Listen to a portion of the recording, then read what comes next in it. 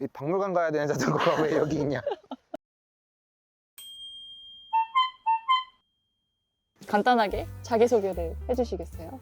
안녕하세요. 이름은 김태중이라고 하고요. 나이는 35살이고 지금 경기도 구리에서 거주하고 있는 자덕입니다. 실례가 안 된다면 어떤 일을 하고 계신지? 2020년 12월부로 제가 서울시 소속 공무원이 됐고요. 지금은 강북 아리수 정수센터에서 근무하고 있습니다.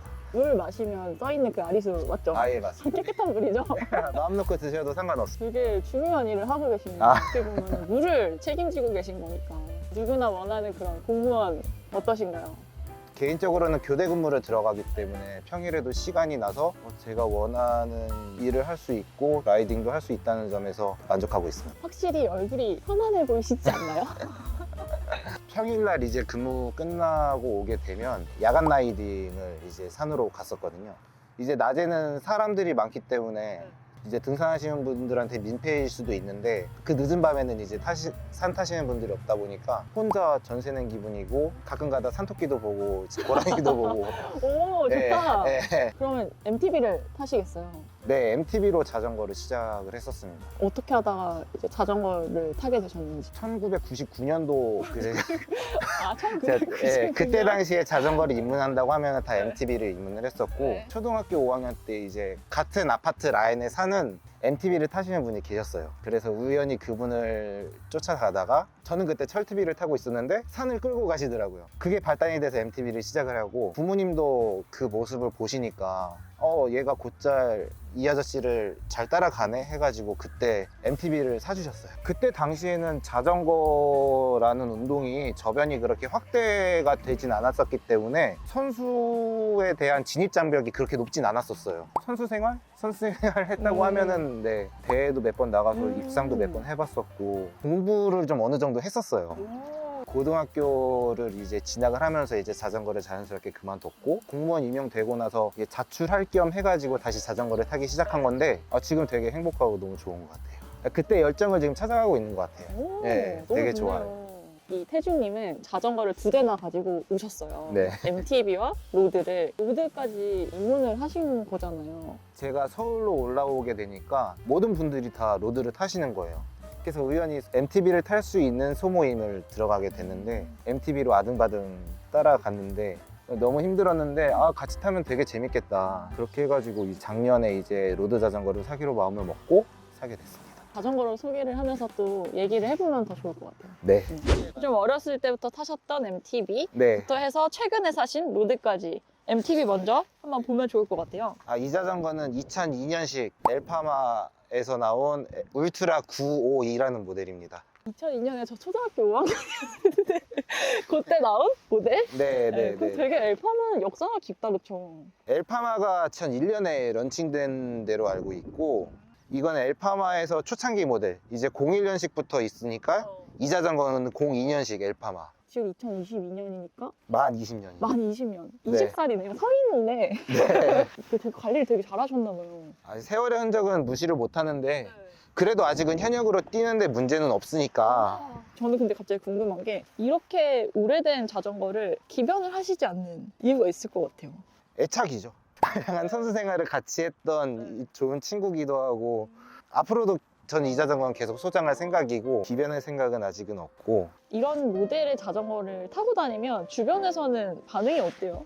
이 박물관 가야 되는 자전거가 왜 여기 있냐, 이 자전거를 어떻게 쫓아오냐, 그런 반응들이 되게 많고 저만 재밌으면 되니까 일단 자기 만족을 좀 더 중요시하는? 그러면 지금 전체적인 거에서 프레임만 냅두시고 변경을 한 거죠. 변경을 하신 예. 거죠? 이제 그때 산 구성에서 남아있는 게 핸들바랑 프레임밖에 없습니다. 여기 보면은 이스턴 파이프라는 게 있어요. 알루미늄 모델인데 약간 그때 당시에는 상급 모델이었거든요. 상급 모델에서는 엘파마에서 이스턴이라는 회사에서 이게 미국 회사인데 파이프를 수입을 해가지고 제가 용접을 해서 자전거를 설계를 한 걸로 알고 있어요. 메이드 인 USA 느낌? 네, 살짝 나고 있습니다. 그러니까 한국말이 하나도 없어요, 보면은. 핸들바도 2002년식 그대로입니다. 아, 비앙키에서 나온 모델인데 떨어졌어.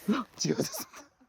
여기에 림브레이크죠, 이게. 네. 림브레이크였는데 개조했다고 봐야죠. 제가 2013년도에 그때 자전거 샵에서 잠깐 일을 하면서 자전거를 업그레이드를 좀 우연치 않게 해서 그렇게 해서 이제 림브레이크에서 디스크 브레이크로 그때 넘어간 겁니다.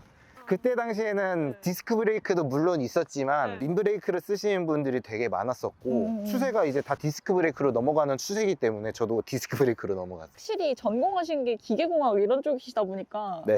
락시악이라는 회사에서 나온 SID 레이스라는 모델이고요.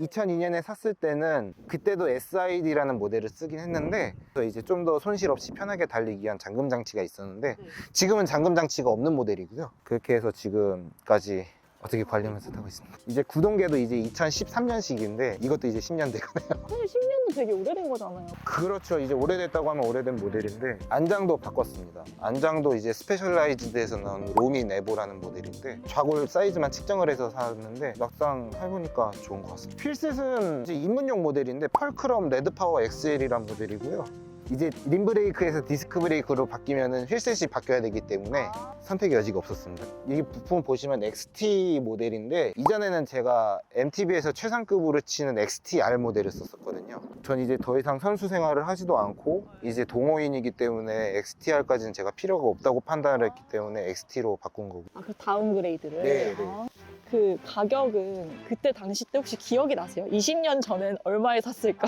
그때 제가 산 건 아니고 제가 중학생이었으니까 부모님이 무리를 해주셨는데 그때 당시에 XTR 셋으로 했을 때는 370만 원? 엄청 비싼 거네요. 그때 당시에는 비쌌는데 그때 부모님이 많이 무리를 해주셨어요. 아, 너무 감사하네요. 이 과거를 지나서 현재로 한번 와볼까요?